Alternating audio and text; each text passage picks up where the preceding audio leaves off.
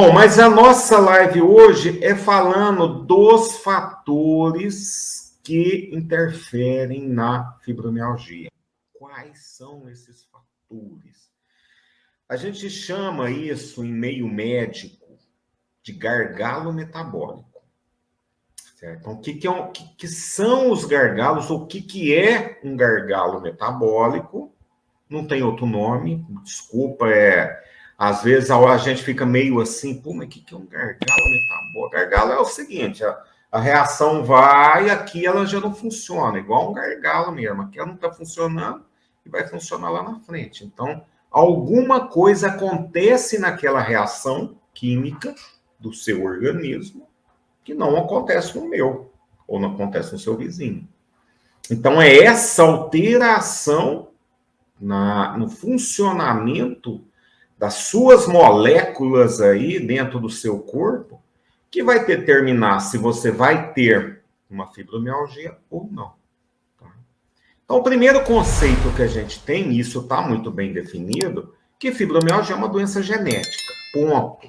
Se alguém falar alguma coisa ao contrário, você fala, não, o doutor lá falou que fibromialgia é genético, não é emocional, tá? Então, nós vamos aqui, a gente mata a cobra, mostra o pau e dá o nome na espécie.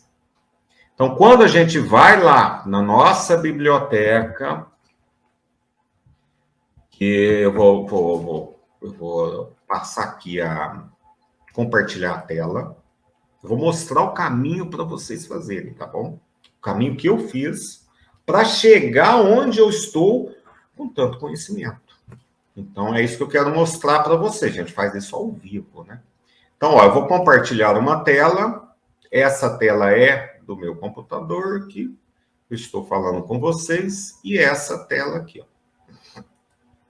Então, essa é a maior biblioteca médica do mundo. A gente tem o PubMed, a gente tem o Google Acadêmico. A gente usa muito essa aqui, né, que é o PubMed. Então, a gente vai pesquisar single nucleotídeo polimorfismo.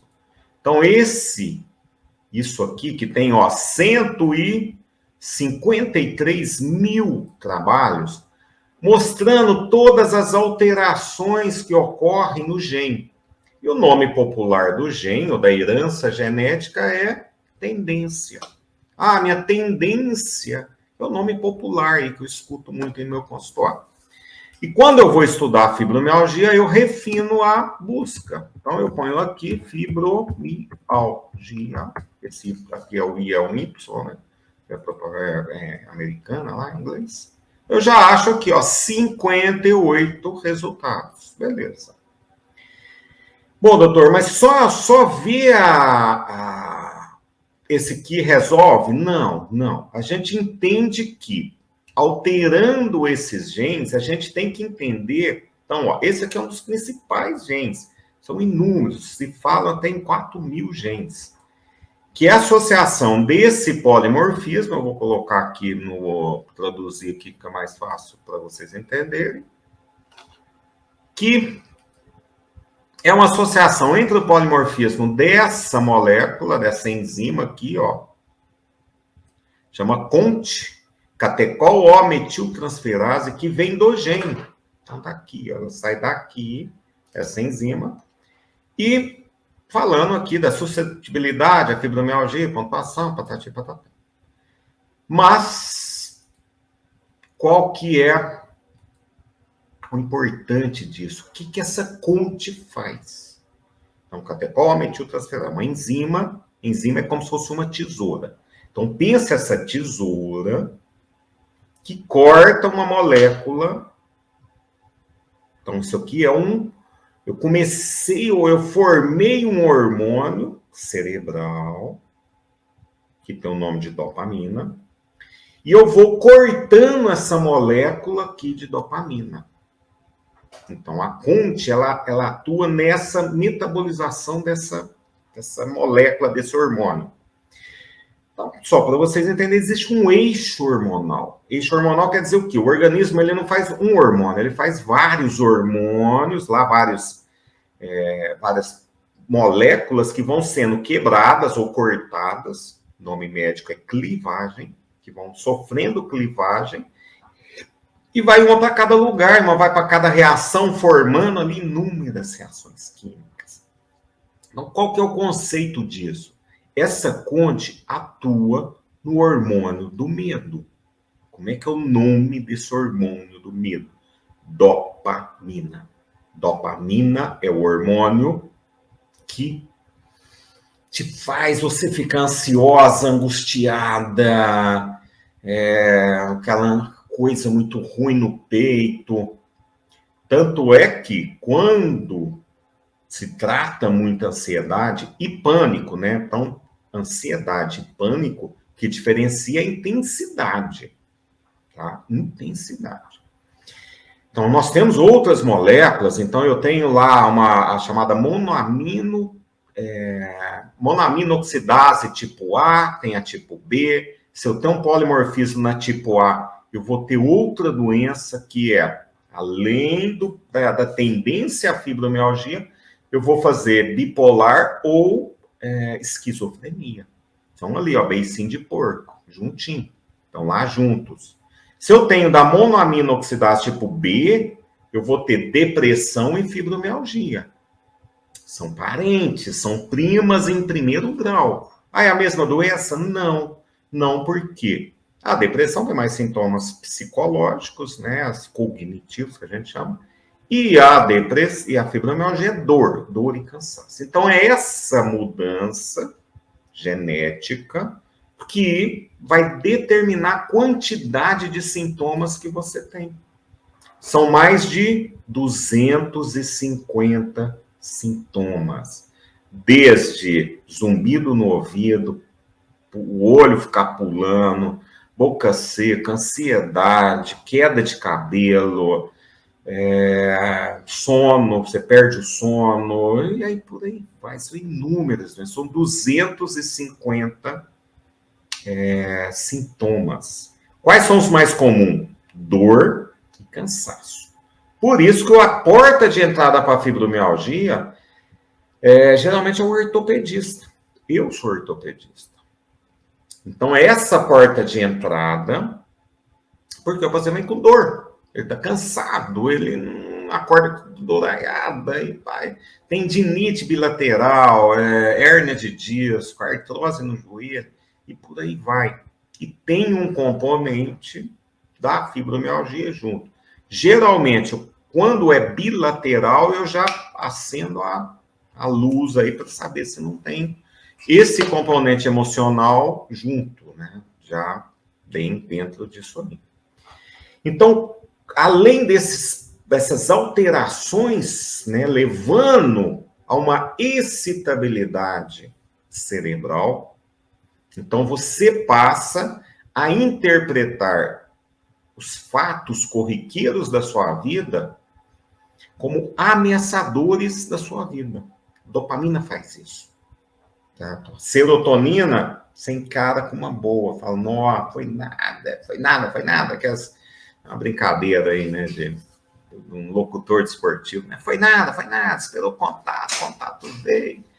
Então, essa depende da interpretação do seu nível de dopamina naquele momento, na interpretação daquele fato. Isso, para nós, médicos, tem o nome de cognição. Como é que foi a sua interpretação, com todos os seus sinais aí, sua parte cognitiva, para interpretar aquele fato. Se você tem dopamina alta, você vai interpretar ele como ameaçador da sua vida, e você repete esse fato, e aí você cria redes neurais no núcleo cerebral, que o Freud chamou de id. Lá atrás, 1940, Freud chamou de id, ego, superego. O nome médico é amígdala cerebral, locus cerúleus e neocórtex. Eu dou o nome de pitbull, labrador e juiz. Cada um dá o nome que quiser, entendeu? Não se atenha muito a nomes, mas cada um dá o nome que quiser. Freud deu o nome de id, eu dou o nome de pitbull. Por que que eu dou o nome Pitbull? Porque o cérebro trabalha com imagem. O cérebro não trabalha com palavras. Então, para vocês, id, tanto faz. Pitbull não. Pitbull é um núcleo que te mantém proteção. É um núcleo bravo, é um núcleo que, se você estimular ele, ele aciona seu sistema de defesa. Então, esse Pitbull coordena 80% do cérebro. Qual a consequência prática disso? Que uma emoção negativa te estraga o dia. E se você tiver uma emoção positiva, você vai falar, pô, legal. São 80 para 20. O que é isso? Eu preciso de 4 emoções positivas para combater uma emoção negativa. Porque a negativa coordena 80% do cérebro. Então, é 80 para 20. Então, teoricamente, eu preciso de 4 positivas para uma negativa. E quando eu aciono esse sistema de defesa, o que acontece com o meu corpo? Ele entra em contratura, briga, luta e fuga. É os 3 Fs do americano. Né? O americano deram o nome 3 Fs. Fly, de voar. Fight, de luta. Ou freeze. Freeze é congelar. Congelar é o quê? É o pânico. Você não sabe o que você faz. Você entra em pânico e você não... Então, a síndrome do pânico é o grau máximo aí da luta e fuga, ou o que você vai lutar ou vai correr, né? Luta ou fuga ou congelar. Então, essa disparada do sistema emocional te causa isso. E quais são os principais fatores emocionais que pioram isso? Trabalho, dinheiro, né? Dívida, família, comida, sexo, conflito sexual, barulho, que trem barulhento, e redes sociais. Televisão, Instagram, Facebook, você fica ali envolvido com aquilo. Então, isso é um fator estressor. Tanto é verdade que o dia que mais dá infarto no mundo, segunda-feira. E que horas? 5 horas da manhã. Das 5 às 7. Todo médico que dá plantão sabe disso. Segunda-feira, troca de plantão, chega infartado. E aí que corre, você passou a noite inteira acordado, tá louco para ir embora. Quem tá chegando no plantão atrasa 10 minutos, você quer matar o cara. Você fala, não é possível. E você tá com uma urgência trabalhando infartado. Porque é muito comum das 5 da manhã até as 9, 10 horas da manhã. Por quê? Vai começar a semana e você dorme falando, meu Deus, mais uma semana. Como é que eu vou trabalhar com aquilo ou como é que eu vou pagar aquela dívida? Então, isso aí é o fator emocional assim, violento. E o outro dia é sábado. Por que sábado, doutor? Família, junta família. Meio de semana, cada um tá para um lado, correndo, trabalhando e tal. Olha que junta família, desajuste familiar. E aí você, com um grau de estresse muito grande, você repele quem está perto de você. Isso é um papo para a gente falar de medicina quântica, que não existe. Eu não acredito que existe física quântica. E você vai entender que, à medida que você esquenta o seu corpo, aumenta as rotações lá dos neutrinos, prótons, e criam ondas cerebrais, e essas ondas cerebrais, nós temos 5 ondas, gama, beta, alfa, teta e delta. Se você tem onda gama, essa onda repele, onda gama com onda gama, Então, nós estamos aqui, todo mundo sentadinho aqui, tudo em onda beta. Vocês estão acordados, alguém deve estar meio dormindo aí. A fibromialgia altera o sono, aí dá descansar durante o dia e tal.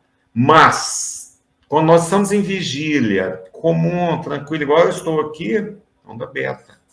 Mas se eu estou no plantão, onda gama. Nossa, vai chegar um acidentado, vai chegar aqui. Então, isso promove um aquecimento do meu corpo. E esse aquecimento do meu corpo, e vice-versa, né? Tanto as ondas cerebrais quanto o aquecimento aumenta também as ondas cerebrais, repele quem está com onda gama. Por isso que o casamento, pode estar até em onda gama, mas o outro tem que estar aqui em onda beta, alfa. Por quê? Porque uma onda modula a outra. Qual é o efeito prático disso? Todo mundo sabe que soldado não marcha em ponte. Porque aquele barulho em contínuo promove uma ressonância e quebra a ponte, ela cai. Então, soldado não marcha em ponte, ele anda. Vai todo mundo marchando até chegar na ponte. Dali em diante, todo mundo anda. Por conta dessas ondas cerebrais. Mas esse fator emocional, ele é fundamental na fibromialgia. Se você não entende disso, do que é uma rede neural, como é que desfaz uma rede neural, como é que faz uma rede neural, e para eu fazer uma rede neural, eu preciso de 21 dias, é a média para fazer. Para desfazer, 90 dias. Entendeu? 90 dias. É muito mais difícil desfazer a rede neural do que fazer a rede neural. Ou seja, é muito mais fácil ficar doente do que ficar sadio. Porque se a gente tem um problema emocional e martela isso aqui, ativa o nosso cérebro e o nosso cérebro em hiperexcitabilidade trabalha todo o meu corpo e ali eu consumo mais nutrientes. Eu gasto mais. Meu cabelo cresce. Começa a faltar nutrientes no meu cabelo cai. Como é que se trata a queda de cabelo? Alguém sabe como é que trata a queda de cabelo? Antidepressivo, porque diminui onda cerebral, né? Não diminui, mas... E vitaminas. Pô, mas o problema não é a queda de cabelo, é a hiperestabilidade por rede neural que eu fiz lá atrás com um problema que eu não sei resolver. Esse é um dos gargalos metabólicos da fibromialgia.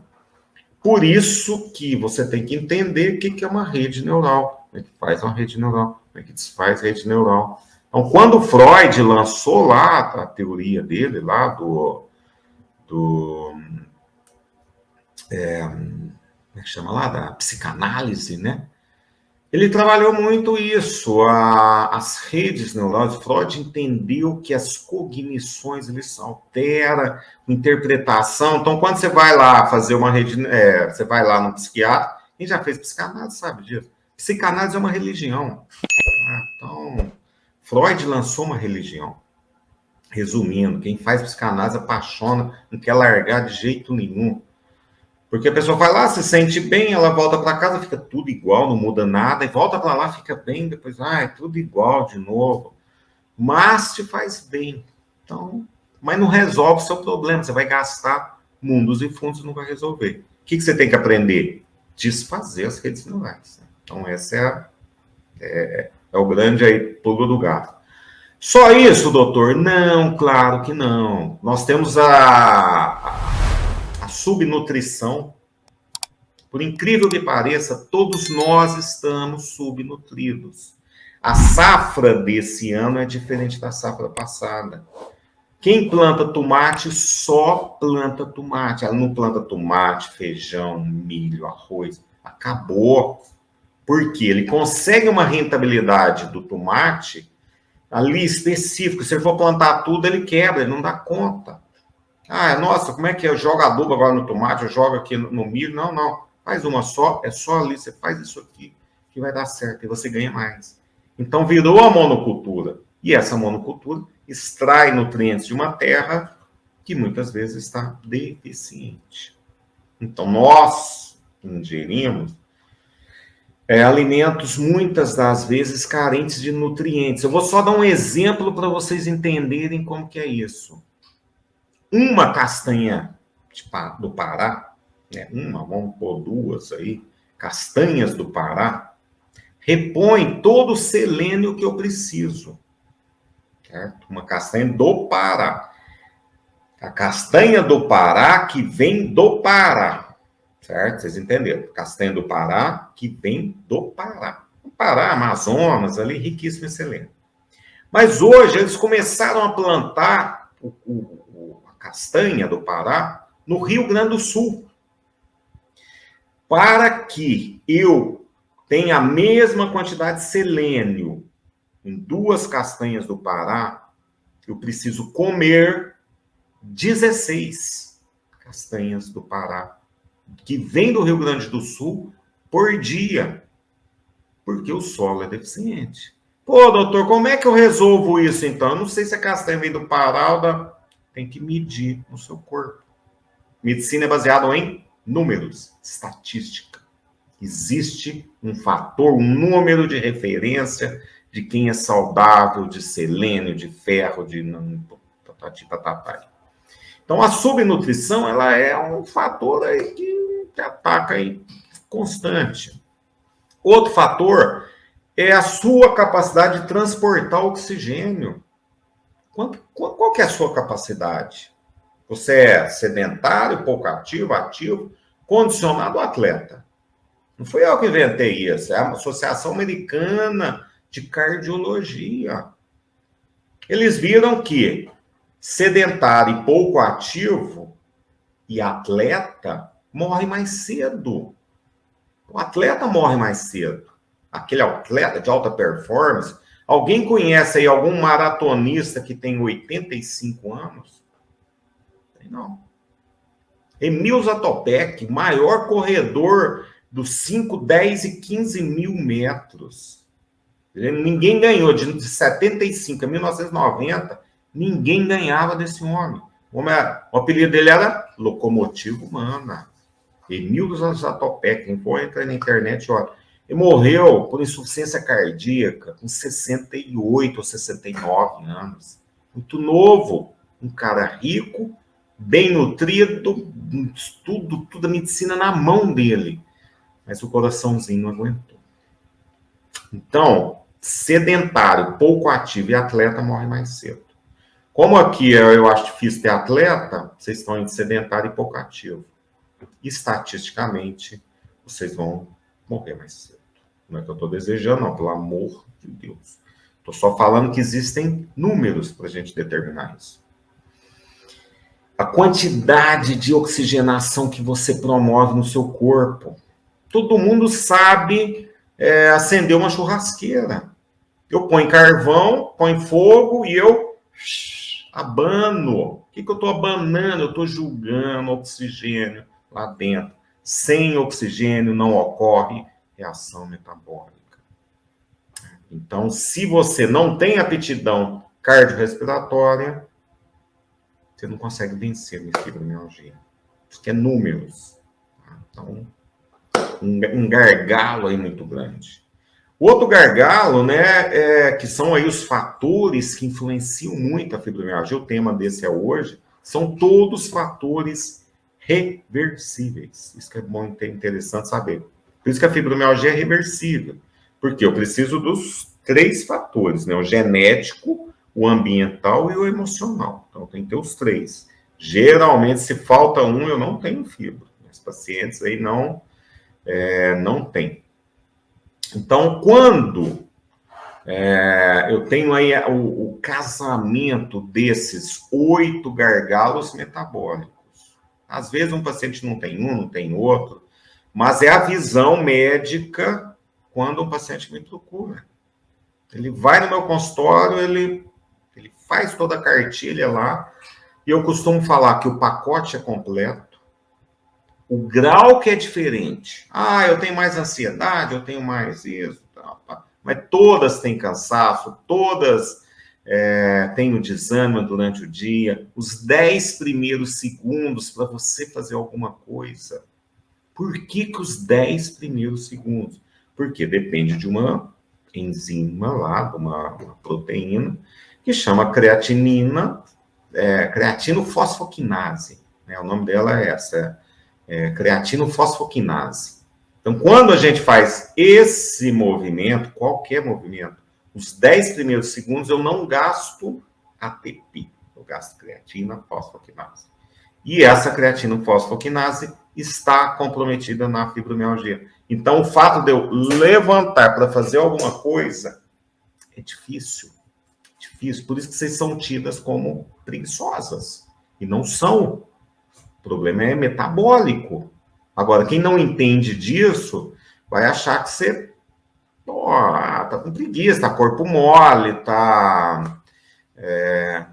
vive cansado, porque não entende de metabolismo. Tá? Bom, outro fator importante aqui, que aumenta muito a fibra, é glicação. O que é glicação? Glicação é a quantidade, por 2 motivos, né? Das proteínas que a gente ingere, que já são glicadas. Glicadas é o quê?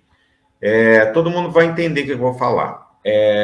Fazer um melado. Todo mundo sabe como é que faz o melado. Você põe água lá, você põe açúcar, né? Bastante açúcar. Põe água, põe fogo e mexe. E vai mexendo até a água evaporar. A hora que a água evapora, fica aquele melado. Aí você pega uma proteína, pega uma bolacha e passa esse melado na bolacha. O nome disso é glicação, de glicose. Então, pensa a bolacha como uma proteína e o melado como açúcar ali no seu sangue. E esse açúcar no seu sangue vai grudar nas proteínas e vai destruí-las. Perdeu a função das proteínas. E para que eu consiga melhorar essas proteínas estragadas, eu preciso de células, são fagócitos. Quem coordena fagócitos são um corticoide. E o corticoide, aí você aumenta a corticoide para virar um angu de caroço. Na verdade, o sistema parece tão simples. Simpático e parasimpático. Você começa a ativar o simpático de cá, que é o acelerador, ele vai entrando em falência. Então, a fibromialgia é um sinal de falência do sistema simpático, que envolve tudo. Então, simpático, acelerador, parasimpático é o freio. Pitbull e labrador. Tá? Então, quem já estava aí nas mentorias aí já sabe o que eu estou falando aí. Pitbull, labrador, como é que faz? Faz essas coisas, não vai estar. Então, em cima disso, nós temos também a motor da célula, né? Que motor da célula? Isso se chama mitocôndria. A mitocôndria, ela vai diminuindo ao longo dos anos. Nós vamos ficando velho, nós vamos perdendo massa muscular, sarcopenia. A gente começa a envelhecer com 28 anos. A curva de GH, que é o hormônio do crescimento, ela é ascendente até 28 anos. O que isso quer dizer? Até 28 anos, o que eu produzo aqui é menos do que eu vou produzir amanhã. Que é menos. Tá. Com 28 anos, essa curva ela desce. Então, o que eu produzi hoje de GH foi menos do que ontem. Do que anteontem. Então, a curva eu consigo diminuir a inclinação da curva. Mas a curva é inexoravelmente o pé aí, vamos falar assim. Então, nós começamos a morrer com 28 anos. Então, faz esse pico, né? Pra vocês entenderem isso aí. Mas, essa mitocôndria, eu tenho várias substâncias que atuam ali na célula. Esse motor da célula me produz uma molécula que a gente chama de cola. Já viu cola, né? Então, eu faço aqui isso aqui é um post-it, né? Então, você pega a cola, tá vendo? Tá grudada no meu dedo. Aqui não gruda, aqui se eu soltar, ela cai. aqui gruda. Então, pensa essa cola. Então, a mitocôndria produz essa cola aqui, ó. Tá vendo? Colou. Bom, a mitocôndria produzindo essa cola, o que eu faço com essa cola? Eu faço os hormônios cerebrais. Serotonina, dopamina e melatonina. As catecolaminas precisam de metil, precisa da cola. Eu faço o protetor do DNA, chama histona. Esse protetor do DNA, se eu falta ou eu diminuo a produção, eu exponho o DNA para quê? Para doenças reumáticas e ou câncer. Os oncogenes, eles ficam lá, silentes, o nome é silente. Se eu perco a histona, eu passo a produzir genes defeituosos. E nós estamos refazendo isso constante. Para que eu uso mais o meu metil? Eu faço a cascata da coagulação. Por isso que o infarto do coração, infarto do miocárdio, saiu de 65 anos para 45. Não é por trombo, é por problema na cascata da coagulação, porque não tem o metil, porque não tem mitocôndria. Que eu estou usando o metil ou a cola em outras coisas. E aí te falta aqui para cima. Quais outras coisas? Principalmente o radical livre, que vem da oxigenação. Então, quando eu estou ansioso, o que eu faço? Eu respiro muito. Lembra lá que eu falei que o atleta morre mais cedo? Porque ele respira muito. É muito oxigênio que ele morre. Todo mundo sabe disso. Se você entra no hospital, já põe um negocinho no ouvido lá, um oxigênio no seu nariz, lá no ouvido, não, no nariz, né? Que é o oxigênio lá, para você melhorar a oxigenação. E só 2 litros por minuto. Pô, doutor, por que não põe 10 litros aí? Porque gera alterações metabólicas no seu organismo, piora seu organismo geral. Estatística, eles viram, eles não sabem por quê, né? Eu estou explicando para vocês. Porque gera muito radical livre, tira ali toda a molécula e aí você começa a ter as consequências, né, disso aí. Outra coisa, eu uso essa cola. E por isso que mulher tem muita trombose. Por que mulher tem mais trombose? É só porque toma anticoncepcional? Porque a cascata da coagulação está alterada. Entendeu? Então, esse é o grande problema aí. Vamos falar, o que a gente usa mais, né? Que é um dos fatores, né? Então, aí vem ao pepino, né? Para eu ter o meu motor da célula funcionante, eu tenho que ter vitamina B12 acima de 600. Gente, para comer carne, que é o principal fornecedor de B12, eu tenho que comer muita carne vermelha. Muita. E qual que é o problema? Vem uma gordura inflamatória junto. E essa gordura inflamatória vai no meu cérebro. E essa gordura, ela inflama.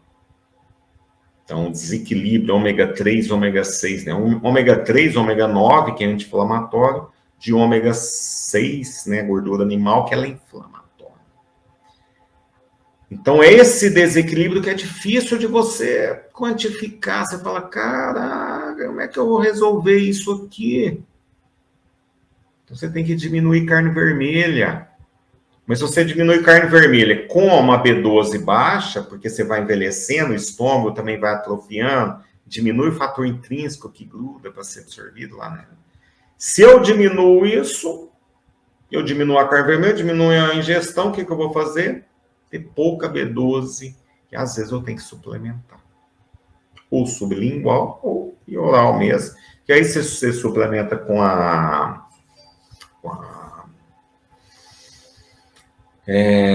metilcobalamina lá, tá certo? Aí você faz aí 500 ou 1000 miligramas aí por dia, dependendo do seu da B12, o nível aí.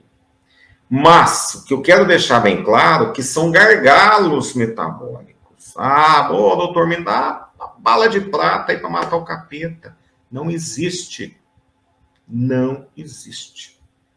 Ou você entende que você precisa de ajuda e você consegue reverter a fibromialgia, que é tudo isso que eu estou passando para vocês aí, por isso que a gente consegue aí reverter. Ou você vai ficar tomando antidepressivo e anticonvulsivante, né? Gabapentina e pregabalina é para convulsão, foi testado para convulsão, era proibido usar gabapentina e pregabalina para dor lá atrás, proibido, na bula vinha. Não se usa remédio para fibromialgia ou dor crônica. Mas aí depois eles viram que mata devagar, eles falaram, então libera, pode deixar aí que não tem problema. Que é errado, tem efeito, é hormônio. Você está tomando um hormônio e você não sabe. Porque atua na cascata do hormônio. Então, tudo que você atua lá, ou como de um lado, de um jeito, o organismo responde com... vou só pegar um gancho aqui da Cristina. Ó. Ela está falando do citoneurin 5000. Qual que é o problema do citoneurin injetável? Tá, viu, Cristina? Você pode fazer anticorpos pela injeção.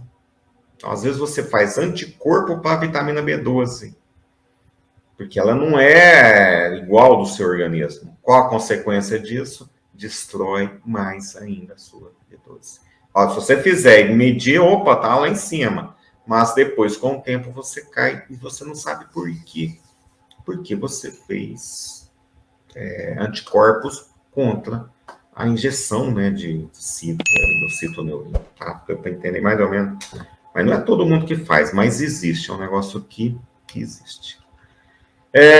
Qual outro gargalo metabólico aí? Para motor da célula, a gente já falou. Os poluentes. Chumbo, alumínio, mercúrio, cádmio, arsênio, níquel. Não é comum medir esses poluentes, mas hoje, essa semana, eu peguei uma paciente com 52 de alumínio.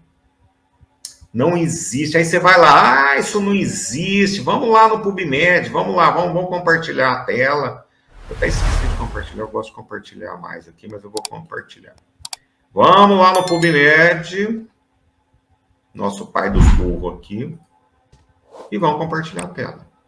Então, aqui nós vamos ver a fibromialgia, né? Então, quem quiser estudar, nós estamos olhando aí, se vocês quiserem entender aí o que eu estou estudando, ó, você põe lá, fibromialgia, você vai procurar só fibromialgia, você vê 13.300 trabalhos. Eu li aqui a metade, uns 6.000 eu li aqui, muita coisa não tem, tá. Mas aí eu vou estudar fibromialgia e alumínio.